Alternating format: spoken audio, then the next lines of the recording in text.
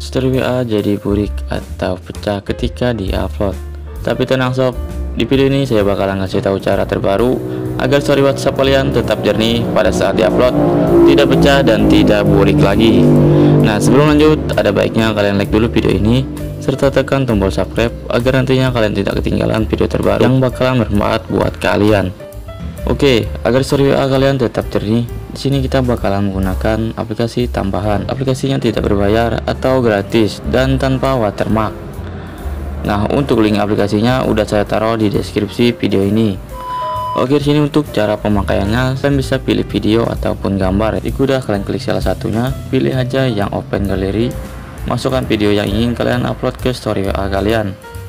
Klik lanjut ke aplikasi. Jika sudah, klik kompres video dan tunggu loadingnya selesai.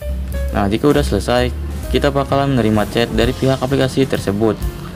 Lalu buka dan unduh videonya. Jika sudah, langsung saja kita bagikan ke story WA kita sob.